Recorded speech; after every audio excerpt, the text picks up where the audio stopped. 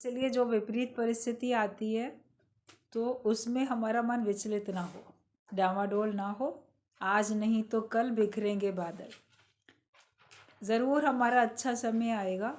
बोलते आज हमारा हो ना हो, कल हमारा है, ज़रूर हमारा होगा। अगर ये विश्वास रख के चलो, आशावादी बन के रहना है कि हम अगर ज्ञान की राह में आगे बढ़ते हैं तो हमारा कुछ नुकसान होने वाला नहीं, हमारा भला होने वाला है। आगे भगवान हमारे लिए बहुत भलाई दिखाने वाले हैं, सोच के बैठे हैं।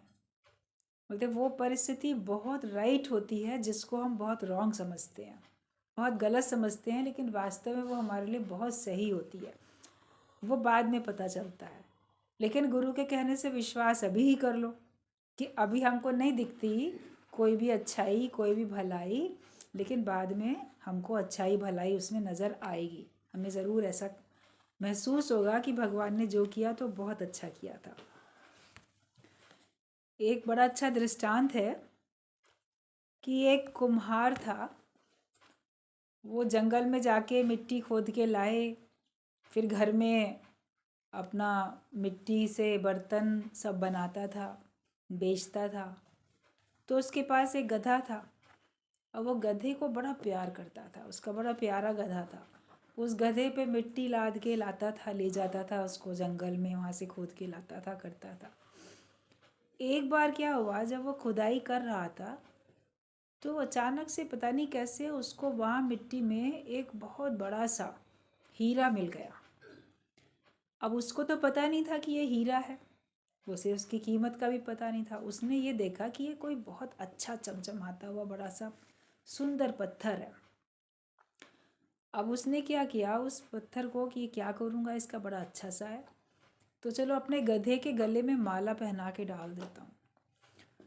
तो उसने उसको किसी भी तरीके से धागे से चारों तरफ से बांध के और उसको गले में, उसके अपने गधे के गले में डाल दिया वो हीरा। अब वो बड़ा खुश कि मेरा गधा भी पहन के देखो चल रहा है। एक बार जब वो आ रहा था मिट्टी लेके, तो आगे से उसको एक मिला जौहरी जो कि पहचानता था। तो उसने देखा ये गधे के गले में इतना कीमती हीरा। तो वो कहता है कि ये तुमने गधे के गले में क्या पहना रखा है? कहता है बस मुझे मिल गया है ऐसा चमकीला पत्थर, मैंने इसको पहना दिया। तो वो तो समझ गया कि इसको इसकी कीमत का पता नहीं है। तो वो कहता है कि लाओ तुम मुझे ये हीरा दे दो। तो वो कहता है कि नहीं नहीं, ये मैं नहीं दूंगा, ये तो मैंने अपने प्यारे गधे को पहना रखा है। तो वो कहता है कि मैं इसके तुम्हें 2 रुपये दे दूंगा, तो तुम मुझे दे दो। अब कुम्हार को लगा कि कीमती होगा ये पत्थर, तभी ये 2 रुपये कह रहा है। उस ज़माने में 2 रुपये की कीमत भी बहुत होती थी। तो फिर उसने कहा नहीं नहीं, 2 रुपये नहीं, 5 रुपये दो तो मैं तुमको ये हीरा दे दूँ। तो वो सोचता है कि बार्गेनिंग कर ली जाए इससे। बोले नहीं नहीं, 5 रुपये नहीं, 2 ही रुपये में दे दो। तो बोला नहीं दूंगा, आगे बढ़ गया। जौहरी भी आगे बढ़ गया। अब बाद में जौहरी ने सोचा कि चलो 5 रुपये में ही ले लूँ। लेकिन तब तक क्या हुआ, कोई एक दूसरा आया सामने से, उसको भी हीरे की परख थी। तो उसने कहा कि ये तुमने गधे के गले में इतना कीमती पत्थर पहना रखा है? तो वो कहता है मेरा प्यारा गधा है, मैंने पहना रखा है, और तुम अगर इसकी कीमत दो तो मैं तुम्हें दे दूंगा। बोलते क्या कीमत लोगे? तो कुम्हार तो था सीधा साधा सरल। कहता भी पहले एक आदमी गया था, वो 2 रुपये कीमत लगा रहा था, मगर मैंने कहा मैं 5 रुपये में दूंगा, उसने नहीं ली, तो 5 रुपये में दे दूंगा। अब वो तो बड़ा खुश हो गया, लाखों का हीरा 5 रुपये मिल जा रहा है। तो उसने झट से 5 रुपये निकाल के उसको दिए कुम्हार को और कहा लाओ तुम्हारी मुँह मांगी कीमत मैं तुम्हें दे रहा हूँ। तुम कह रहे हो मैं 5 रुपये में दूंगा, लो ले लो 5 रुपये में। कुम्हार ने भी निकाल के उसको दे दिया। अब जब दे दिया 5 रुपये में, वो तो लेके चला गया बड़ा खुश, कितना लाखों का हीरा मुझे 5 रुपये में मिल गया।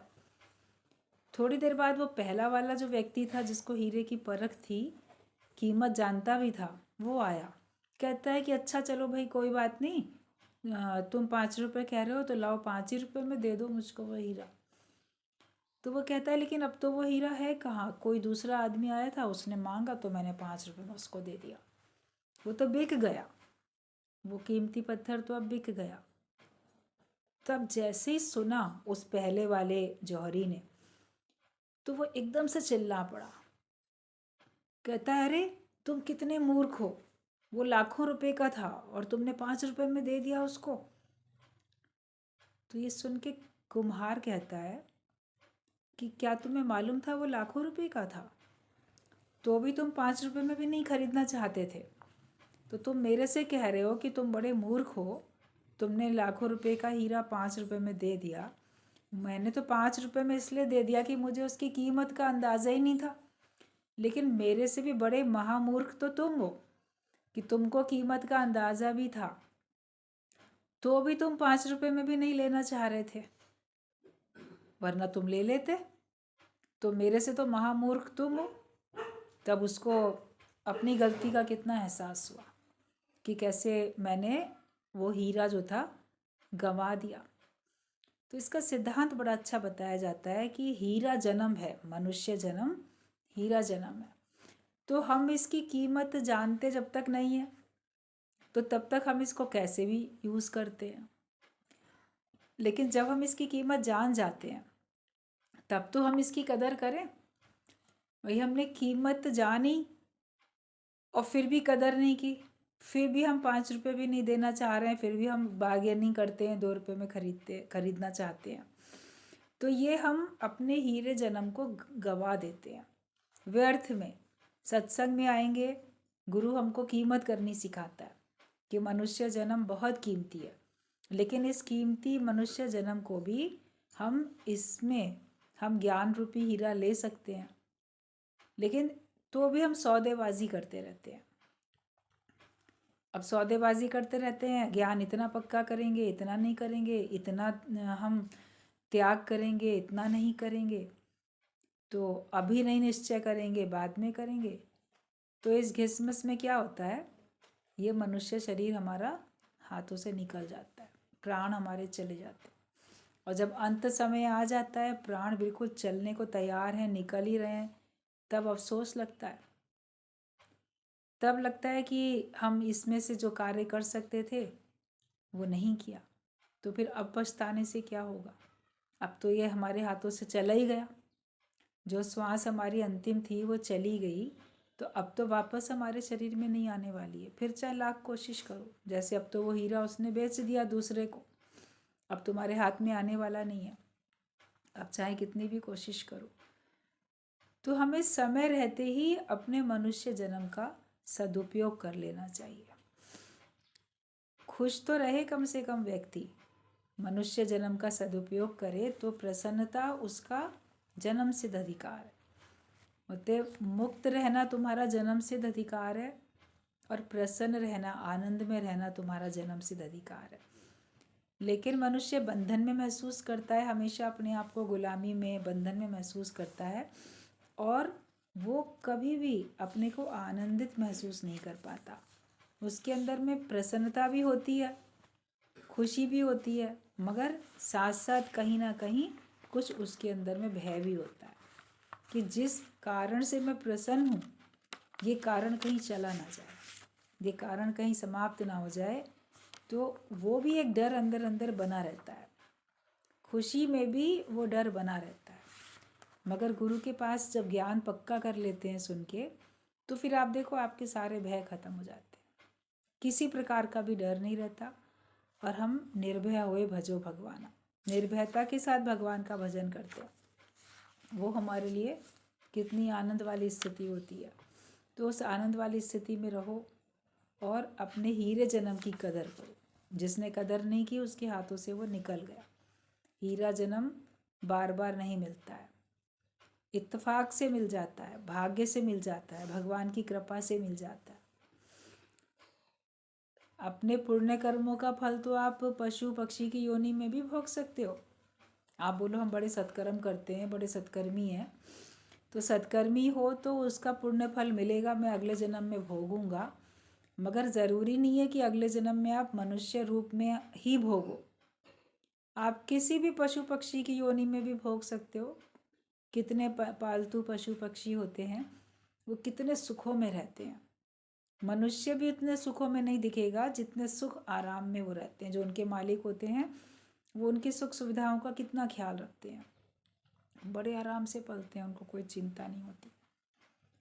गुरुजी कहते थे कुत्ते का जन्म मिल जाएगा तो भी तुम बढ़िया कार में घूमोगे, अच्छे मालिक के घर में अगर रहते हो तो बढ़िया खाना खाओगे, बहुत सुख सुविधा में रहोगे, तो स्वर्ग वाला सुख तो तुम्हें कुत्ते के शरीर में भी मिल जाएगा, लेकिन ज्ञान थोड़ी मिलेगा कुत्ते के शरीर में। तो ये मत समझना कि हम बड़े सत्कर्मी हैं, बहुत पूजा पाठ करते हैं, बड़ा दान पुण्य करते हैं, तो अगले जन्म में हमको बड़ा सत्कर्म का बहुत सुंदर फल मिलने वाला है। ज़रूर मिलेगा, मगर मनुष्य जन्म में मिले ये गारंटी नहीं है। मनुष्य जन्म तब मिलता है नेक्स्ट जब हमारे अंदर में ज्ञान की जिज्ञासा होती है, जब हम ज्ञान के रास्ते पे आगे बढ़ते हैं और हमारा योग पूरा नहीं लग पाता, तब हम योग भ्रष्ट होके फिर आ जाते हैं। फिर कभी पूरे चक्र लगाने के बाद फिर भगवान एक मौका दे देता है खुले हुए द्वार का, कि चलो शायद अब इस बार मनुष्य जन्म पाके ये पहला कदम बढ़ाएगा। ये भी भगवान की कृपा होती है। हम लोग को नहीं पता किसी को भी कि आप इसी जन्म में पहली बार कोशिश करना शुरू करते हो या पहले करते चले आए थे, मगर ये एक पता चल जाता है कि अगर हमको एकदम से सत्संग के प्रति लगन लगती है, ज्ञान हमको अच्छा लगता है, हम इसमें कंटिन्यू आने लगते हैं, हमारे से माया जल्दी जल्दी छूटने लगती है, तो ये इस बात की निशानी है कि पिछले जन्म में भी हमने प्रयास किए थे। और बाकी कोई आ जाता है, बैठ जाता है, कभी अनमन मन से सुना, कभी नहीं सुना, कभी अच्छा लगा, कभी नहीं अच्छा लगा, माया नहीं छूटती है, तो ये निशानी होती है कि ये पहली बार पुरुषार्थ कर रहा है ज्ञान में आने का, तो इसको भी आगे कई जन्म और करना पड़ेगा। थोड़ा बहुत हर एक के लक्षण देख के थोड़ा थोड़ा समझ में आ जाता है, मगर फिर भी निश्चित तौर पे कोई किसी के लिए नहीं जान सकता। गुरु का तो ये कहना होता है अपने इसी जन्म को अंतिम जन्म समझ के तीव्र पुरुषार्थ करो कि इसी जन्म में प्रभु को पाके रहना है, आगे के लिए क्यों छोड़ते हो।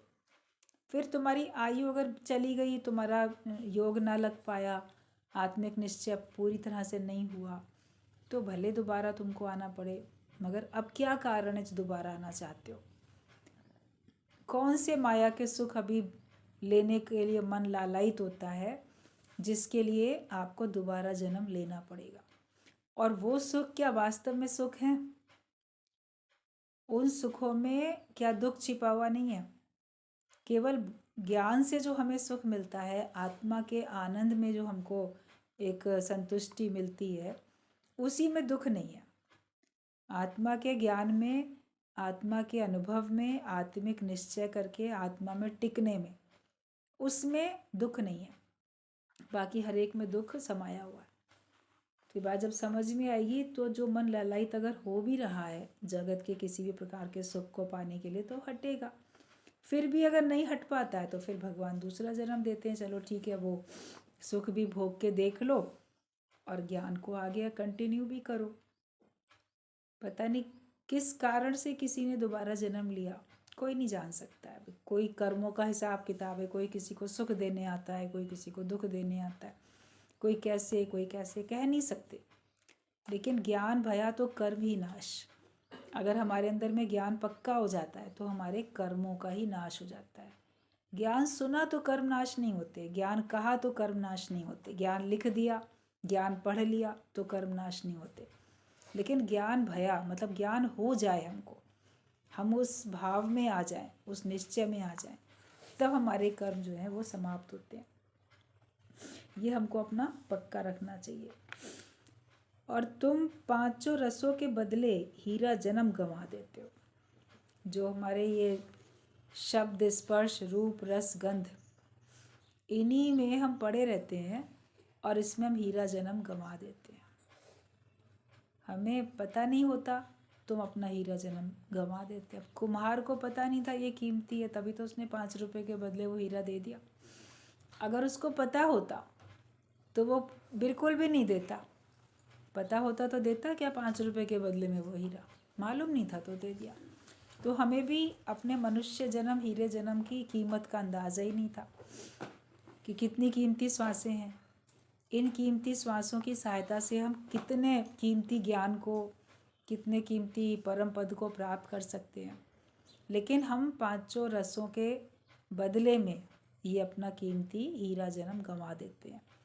शब्दों की तार पे नाचते रहते हैं। मुझे कोई अच्छा बोले, मेरी प्रशंसा करे, बड़ा मन खुश होता है। किसी ने आपके लिए अच्छा नहीं बोला, निंदा की, तो उससे वैर रख लेते हैं, शत्रुता करते हैं। शब्दों का असर कितना ज़्यादा होता है।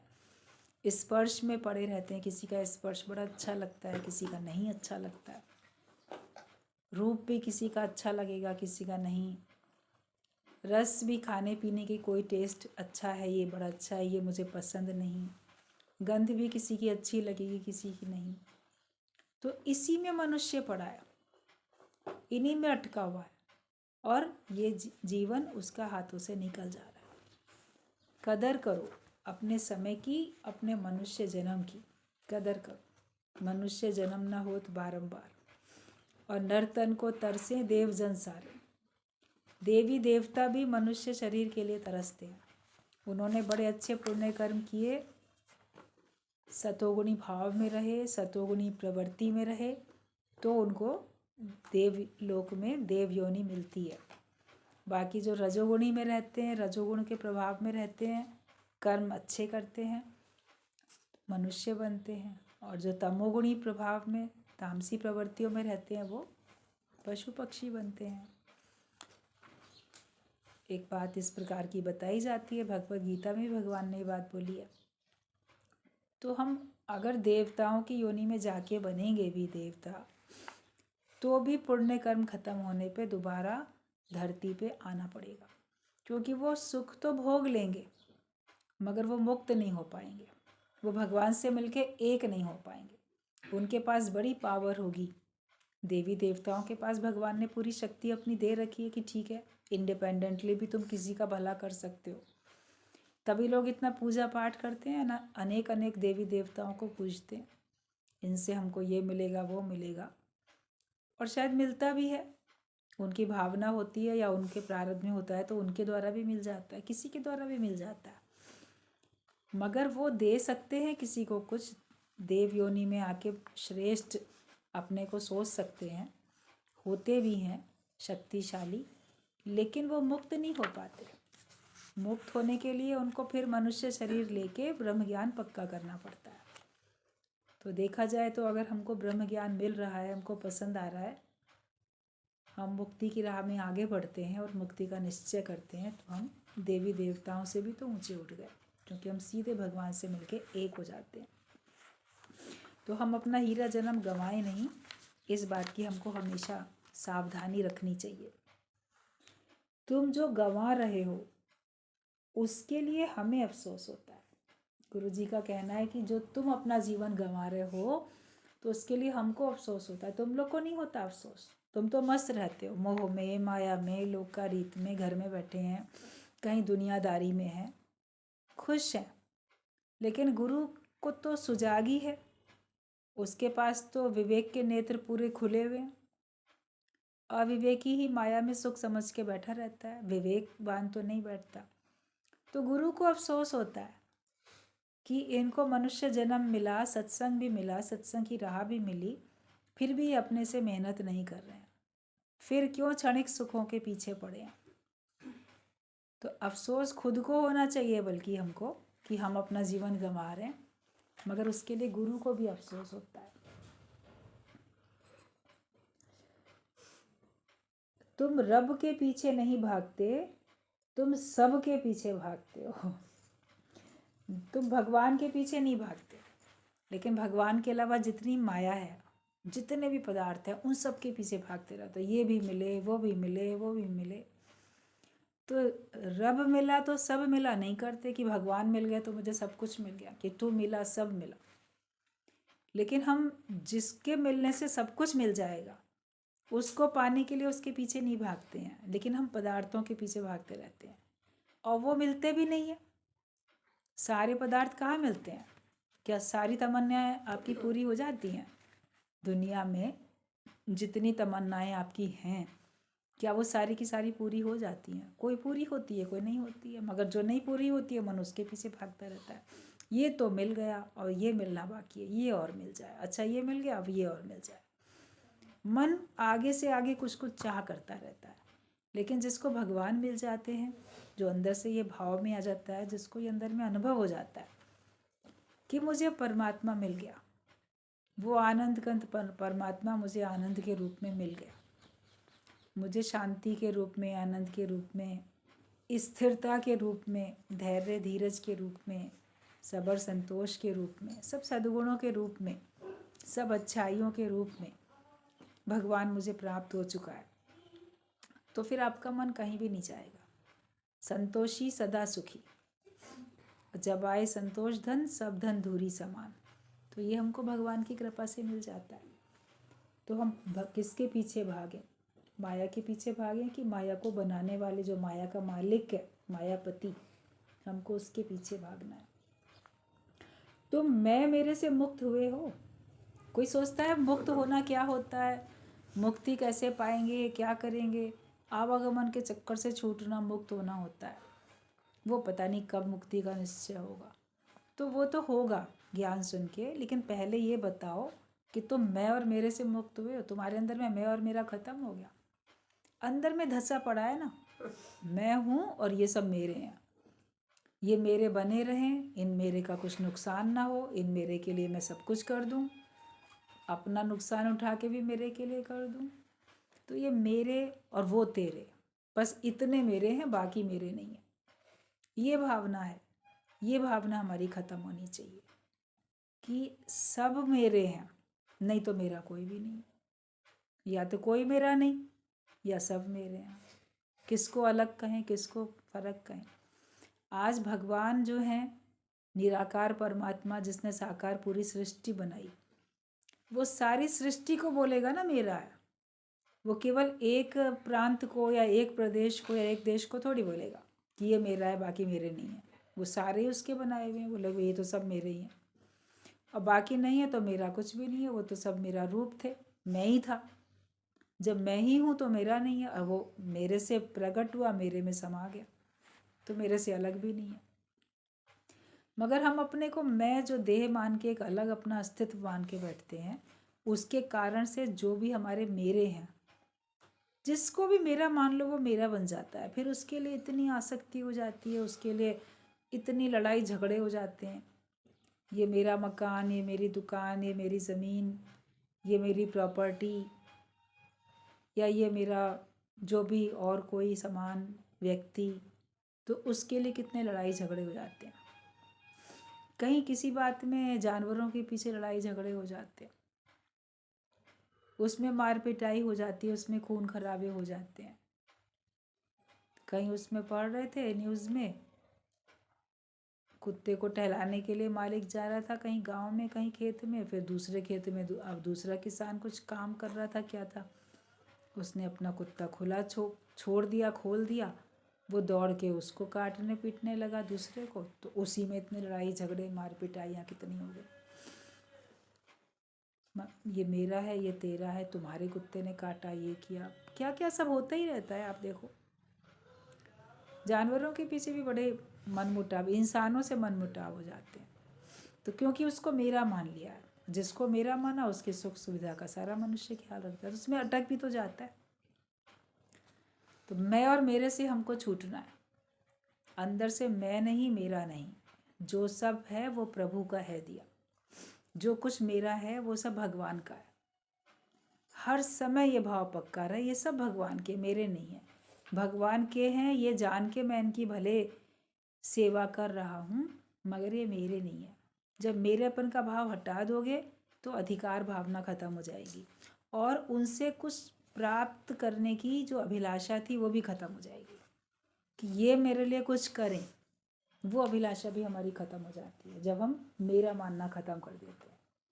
कि हमें किसी से कुछ नहीं चाहिए, आशा ना करे और से, आप करे उपकार। तो ये पहले देखो कि तुम मैं और मेरे से मुक्त हुए हो। अगर मैं मेरे से छूट जाओगे तब तो फिर आवागमन के चक्कर से भी छूट जाओगे, उसमें कोई मुश्किल नहीं आएगी।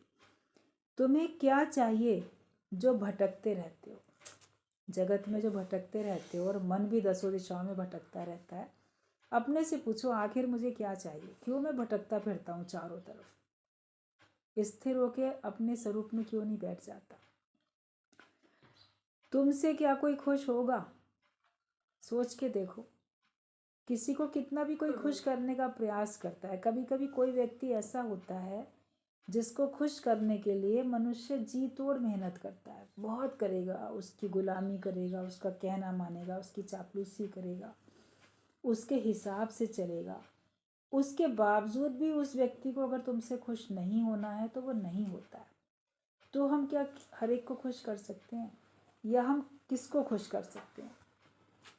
नहीं, जिसको अगर नहीं होना है तो उसको खुश नहीं होना है, तो उसको खुश करने के लिए प्रयास करना भी तुम्हारा व्यर्थ है। सहज में आपके सामने जो सेवा आती है वो सेवा कर दो, मगर ये उम्मीद नहीं करो कि ये खुश होके उसका कुछ मुझे इनाम देगा या मेरे से अच्छा व्यवहार करेगा। ये भी तो चाह होती है कि दूसरा मेरे से अच्छा व्यवहार करे, मेरे से प्रेम से बोले, मेरा अपमान ना करे। ये भी हमारी चाह होती है, और वो कभी पूरी नहीं भी होती है। तो उसमें ज्ञानी जो है वो विचलित नहीं होता, परेशान नहीं होता है कि तुमसे क्या कोई खुश होगा, और तुम ही किसी से खुश नहीं हो तो तुमसे भी कोई खुश नहीं होगा। हम ही कभी किसी से खुश नहीं, अपने से भी देखो। हम उस व्यक्ति से नाराज, हम उस व्यक्ति से नाराज, हमको ये उसकी ये बात अच्छी नहीं लगी, हमको उसकी वो बात अच्छी नहीं लगी। आए दिन तो ये होता रहता है ना हर एक के साथ। तो तुम भी तो सबसे खुश नहीं होते हो, तुमको भी तो लगता है तुम्हारे हिसाब से सब लोग चलें, या फलाना व्यक्ति तो मेरे कहने के अनुसार चले। अब वो ज़रा भी अपनी मनमर्जी चलाता है, एक शब्द भी तुम्हारे मनमर्जी के बगैर अगर उसने बोल दिया किसी से तो तुमने ऐसा बोला क्यों, तुमने ऐसा किया क्यों। इन्हीं बातों में तो मनुष्य नाराज़ होता रहता है, मेरे से पूछा नहीं, मुझे बताया नहीं। छोटी छोटी बातों में मनुष्य नाराज़ होता है। तो ये अपने से देखो कि तुम भी तो किसी से खुश नहीं होते हो। जब तुम ही खुश नहीं होते दूसरों से, तो दूसरे भी तुमसे खुश नहीं होते हैं। तुम दिखावा करते हो देने का, पर नाम अपना चाहिए, ये होशियारी है। हम किसी को सुख देने का भी दिखावा करते हैं, पदार्थ देने का भी दिखावा करते हैं, मगर देने का दिखावा करते हैं। और ये होशियारी है कि नाम हमको अपना चाहिए कि मैंने किया, मैंने ये चीज़ दी किसी को, मैंने किसी के लिए अच्छा किया, मैंने उसकी मदद की, मैंने उसका ये काम किया। तो नाम कहीं ना कहीं पे मनुष्य अपना नाम चाहता है। गुप्त रीति से ना किसी की मदद करेगा, छिप के ना किसी के लिए कुछ और काम करेगा। वो सोचेगा मैंने किया तो इसको लोगों को पता तो चले कि मैं कितना अच्छा हूँ, मैं कितना सारे संसार के लिए, कितने कितने लोगों के लिए, अपनों के लिए, परायों के लिए, सबके लिए मैं क्या क्या मदद करता रहता हूँ। नाम चाहता है व्यक्ति। तो ये और कई तरीके से ऐसे प्रकट कर देगा कि ये मैंने किया था। कहीं ना कहीं पे उसका कर्तापना आज नहीं तो कल कभी ना कभी निकल आता है। आज चुपचाप रह के कोई काम कर देगा, कुछ समय के बाद में किसी न किसी से बोल भी देगा, हमने तब वहाँ ये किया था, तब हमने उसके लिए मदद की थी। अंदर कर्तापना है और अपना नाम चाहते हैं तो कहीं ना कहीं बोल देते हैं। एक बात होती है कि हमने दूसरे को सिखाने के लिए, दूसरे को अनुभवी बनाने के लिए किसी का एग्जाम्पल दिया, या आपने अपना स्वयं का एग्जाम्पल दिया, वो अलग बात है कि देखो हमने तब ऐसा किया वैसा किया। लेकिन वो भावना क्या है कि क्या वास्तव में दूसरे को सिखाने की भावना है, शुद्ध भावना है, निष्काम भावना है, या छिपी हुई अपनी प्रशंसा पाने की भावना है। ये मनुष्य अपना साक्षी स्वयं कि वो किस कारण से बोलता है। तो ये होशियारी नहीं रखो कि देने का दिखावा करें पर अपना नाम चाहें। भगवान देख रहा है तोरा मन दर्पण कहलाए। भगवान तो सबको देखता है और तुम्हारा मन भी तुमको देखता रहता है, बताता रहता है। दर्पण तो कभी झूठ बोलता नहीं है। तुम सत्य देखने का साहस करो, सच्चाई को देखने का तो साहस करो, वरना हम अपने तरफ से भी आंखें मूंद लेते हैं। जो हम खुद करते होते हैं उससे भी आंख मूंद लेते हैं कि नहीं, मैं तो बहुत सही हूँ। है हम अपने अंदर कोई जीव भाव, कोई देह अध्यास जिसके कारण से हमसे गलतियाँ हो रही हैं, मगर हम जो सच्चाई है दूसरों को दिख रही है और हम साहस नहीं कर पाते, उसकी तरफ से हम पर्दा डाल देते हैं, आंख मूंद लेते हैं। लेकिन हम जो भी हमारे कर्म है और जिस कारण से होते हैं उसको देखने का भी साहस रखें, और बाकी जो इतना सत्य है, परम सत्य, उसको भी सामने स्वीकार करो। अपने मन का संयम करो। राग द्वेष ईर्ष्या क्यों हो रही है? मन का करो संयम। आखिरकार किसी से राग होता है तो क्यों होता है? किसी से द्वेष होता है तो क्यों होता है? किसी से ईर्ष्या होती है तो क्यों होती है? ये तो सोचो। बहुत किसी से हमको कुछ प्राप्त हो रहा है, मिल रहा है, प्राप्त होने की शायद उम्मीद है, इसीलिए भी उससे राग होता रहता है। या व्यर्थ में ही हम किसी से राग करते हैं, कुछ भी नहीं मिल रहा है तो भी हम उसमें अटके पड़े, क्योंकि हमको उसमें सुख मिल रहा है। कहीं ना कहीं से मन वहाँ से सुख ले रहा है, और कहीं से द्वेष हो रहा है किसी से। आपके हिसाब से कोई नहीं चलता, आपका नुकसान करता है कोई, तो उससे द्वेष हो जाता है। किसी ने आपका नुकसान किया, आपका या आपके वालों का, तो उसके प्रति द्वेष भावना हो जाती है। ईर्ष्या होती रहती है। क्यों होती है? किसी की उन्नति को देख के ईर्ष्या होती है कि हम ऐसा होना चाहते थे, हम ऐसा हो जाते, दूसरा क्यों हो गया, ये ईर्ष्या होती है। किसी को कुछ मिला, आपको पता चला, आपके अंदर ईर्ष्या की भावना आ गई, अरे उसको क्यों मिल गया, उसका नाम क्यों हो गया, उसकी उन्नति क्यों हो गई, या उसके वालों की उन्नति क्यों हो गई। तो व्यर्थ में आप ईर्ष्या करने लगते हो। उसने अपनी मेहनत की, उसकी प्रारब्ध में था तो उसको मिला। तुम मेहनत करो, तुम भी ईर्ष्या करने के बजाय खुद भी मेहनत करो, और तुम्हारी प्रारब्ध में होगा, भाग्य में होगा, तो तुमको भी मिल जाएगा। जो जैसी मेहनत करेगा, जैसा बीज डालेगा, वैसा फल उसको मिलेगा। किसी से ईर्ष्या करके अपना समय क्यों बर्बाद करें? राग द्वेष में समय बर्बाद क्यों करें? हम जो पाना चाहते हैं उसके लिए हम प्रयास करें, भगवान चाहेंगे तो वो पूरा भी हो जाएगा। तो क्यों करते हैं ईर्ष्या? देखो, ईर्ष्या से तुमको कुछ मिलता भी नहीं। जिस बात की ईर्ष्या करते हो वो वस्तु तुमको मिल भी नहीं जाएगी, उसके लिए तो मेहनत करनी पड़ेगी, तो कुछ मिल तो जाएगा नहीं तुम्हें। तो क्यों फिर राग द्वेष ईर्ष्या करें? हर रूप में मैं ही तो हूँ, ये पक्का करो। जिसको भी मिल रहा है समझो उस रूप में मुझे मिल रहा है। जो भी है वो मैं ही हूँ। मैं हूँ तो क्या अटकूं किसी में? राग क्या करें? मैं हूँ तो द्वेष क्या करें? मैं हूँ तो ईर्ष्या क्या करें? हर रूप में अपना आप देखने की हमें आदत डाल लेनी चाहिए कि हर रूप में मैं ही तो हूँ, यही पक्का करो।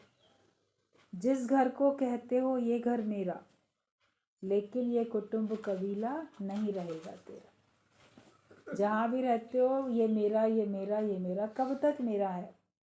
ये नहीं रहेगा मेरा, एक ना एक दिन छूट जाएगा। सब चला चली का मेला है। कोई पहले चले जाएंगे तुमसे, और कोई तुम्हारे बाद जाएंगे, तुम पहले चले जाओगे। आने जाने की तो बाजार है। तो क्यों कहें ये मेरा, ये मेरा? कब तक है मेरा? ये जब तक भगवान की मर्जी है तभी तक तुम्हारा, वरना तुम गए, नेम चेंज तुरंत हो जाता है। ये मकान इसके नाम था, पिता के नाम था, बेटे के नाम पे आ जाए, ये चीज़ इसके नाम थी अब इसके नाम हो जाए। बदलती है फटाफट, डेथ सर्टिफिकेट लगा लगा के सब लोग सब बदलते रहते हैं, चेंज होता रहता है, ये सब बदलता रहता है। तो कोई भी तुम्हारा कभी रहने वाला है नहीं। अपनी देह को दे दो भगवान को, इसको भी अपना क्यों बना के बैठे हो। तो कहा अपनी देह को भी भगवान को सौंप दो।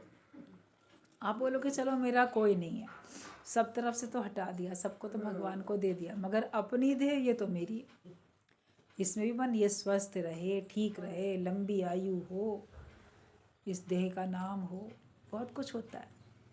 अब बोलो हमने अपनी देह भी भगवान को दे दी, जीते जी देह का दान कर दिया है हमने, मेरी नहीं है ये भगवान की है। अब भगवान इसको चाहे जैसा चलाए, वैसे भी वही चला रहा था, लेकिन अपनी मर्जी चलाते थे हम लोग, तो अपनी मर्जी चलानी हम लोग बंद कर दें और मांगना किसी से कुछ भी नहीं, ना भगवान से मांगो ना किसी और से मांगो। मांगने का मन भी हो तो मांगना मांगन का हरि जस हरि से मांगना। मांगना जो है वो सबसे अच्छा कब है, जब हरि जस हरि से मांग लो, हरि का यश हरि से मांगो कि बस भगवान तुम्हारा ही नाम होता रहे, मेरा नाम ना होए, तुम्हारा ही यश हो, तुम्हारा ही गुणगान हो। भगवान मैं सदा तुम्हारी भक्ति में रहूं, मेरा मन सदा तुम में रहे। मांगना है तो बस यही मांगो, यही सबसे अच्छा मांगना है कि भगवान मेरा मन तुम्हारे से कभी कहीं अलग जाए नहीं, तुम्हारे अतिरिक्त मैं कभी कुछ चाहूँ नहीं। यही मांगना सबसे अच्छा है कि हरि से हरि को ही मांग लो, भगवान से भगवान को ही मांग लो। कितना पुराना दृष्टांत है कि राजा ने कहा कि मैं दूसरे देश दूसरे शहर जा रहा हूँ, क्या क्या तुम लोगों के लिए लेके आऊँ, पूछा सबसे, अपनी रानियों से भी, बच्चों से भी, दास दासियों से भी, सबसे पूछा, महल के सब लोगों से। तो एक दासी ने कुछ नहीं कहा कि हमारे लिए क्या लाना, और भी जब वापस लौटा बहुत सारे उपहार लाया, सबको जिसने जो मांगे थे वो दिए। उसको भी कहा कि तुमने कुछ नहीं मांगा था, बताओ, और भी बहुत है, जो कहोगी अब दे देंगे। तो वो कहती है जो मांगूंगी वो मिल जाएगा। राजा कहता है हाँ जो भी मांगोगी मिल जाएगा। तो दासी आगे बढ़ के राजा के सर पे ही हाथ रख देती है, कहती मुझे आप ही चाहिए। अब क्या करे राजा, वो तो वचनबद्ध है, जो मांगोगी वो दूंगा। तो राजा को उसका बनना पड़ता है, उसको अपनी रानी बनाना पड़ता है। अब जब उसकी रानी बन गई तो उसको फिर किस चीज़ की कमी। बाकी दासियों ने तो कहा था हमारे लिए हार ले आना, हमको ये लाना, हमको वो लाना, साड़ी लाओ, सूट लाओ, शॉल लाओ, ये लाओ, वो लाओ, जो जो मांगा मिला। और उस होशियार दासी ने राजा को ही मांग लिया तो उसे सब कुछ मिला, उसे फिर अलग अलग और चीज़ें मांगने की ज़रूरत नहीं पड़ी। तो गुरु हमको वो होशियार बनाना चाहता है, ऐसा होशियार भक्त बनाना चाहता है कि भक्त तो सिर्फ भगवान को ही चाह लेता है, भक्त तो सिर्फ भगवान को ही मांग लेता है, और जिसके भगवान बन जाते हैं उसको फिर किसी चीज़ की कमी नहीं रहती है। कभी बन के देखो तो भगवान के, कभी भगवान को अपना बना के तो देखो। दुनिया का बन के देख लिया, भगवान का बन के देख ज़रा। तुम खुद कभी भगवान के बन के देखो और कभी भगवान को अपना बना के देखो कि बस मैं केवल उसका हूँ और किसी का नहीं, और वो मेरा है और बाकी मेरा कोई नहीं है, वो ही मेरा है। फिर आप देखोगे कि आपको जीने का आनंद आ जाएगा, फिर कोई चीज़ की कमी नहीं रहेगी, आपके पास सब कुछ होगा, भरपूर हो जाओगे। बस शर्त ये है कि केवल भगवान के बन जाओ। मंजूर है शर्त? एक बार गुरु जी ने बुलाया था, कबूल है तुमको भगवान को?